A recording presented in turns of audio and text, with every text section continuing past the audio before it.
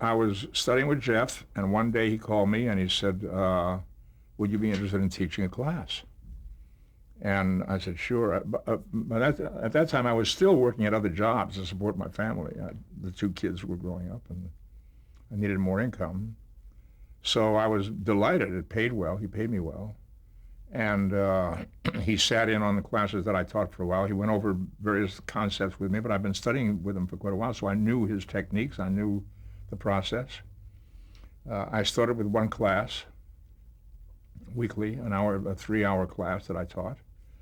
And then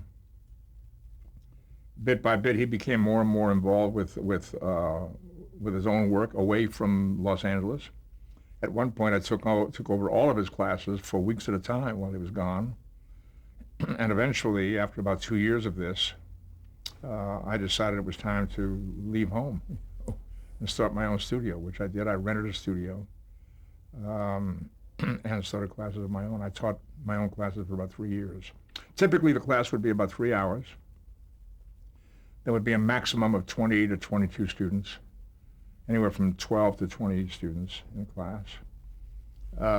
We did exercises, various kinds of improvisations for developing techniques of various kinds, emotional techniques, craft techniques, and so forth, and scene work. Students would bring in scenes from plays usually, and scenes involving usually 2 people. And they would perform the scene for the class, and then there would be some discussion about what they were trying to accomplish and what they had accomplished, and perhaps what they should work on next that they might not have been aware of. And, it was a very good, very intense learning process. Well, yeah, I was teaching during a period when Lee Strasberg was very popular at the Actors Studio in New York, and there was.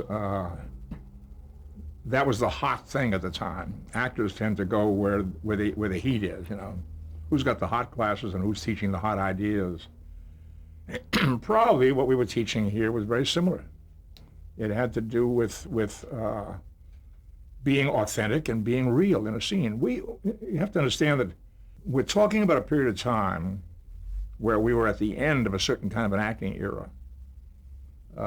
Prior to that particular period, prior to the 40s, acting styles were much broader and much more melodramatic.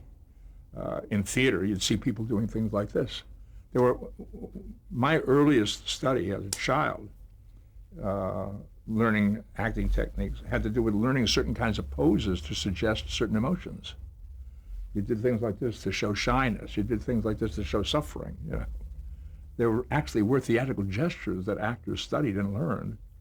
Say, well, I'll apply this gesture here and I'll apply that gesture there. So we were in the middle of a transformative period where acting styles were concerned. We were teaching people to invest themselves in a character and let that be the organic center from which the performance grew. So you weren't putting on an application of exterior. You were kind of learning how to identify with the character, studying the character's social condition, the character's physical condition, the character's psychological condition. Where did this character come from? What influences have had their effect on this person? Is this person from a happy home or from a broken home, or perhaps was this person orphaned? If so, how has that affected this person? How did he or she feel about himself or herself? What kind of clothes would this person wear that might have some significance for this person in terms of how he or she wants to present himself to the world?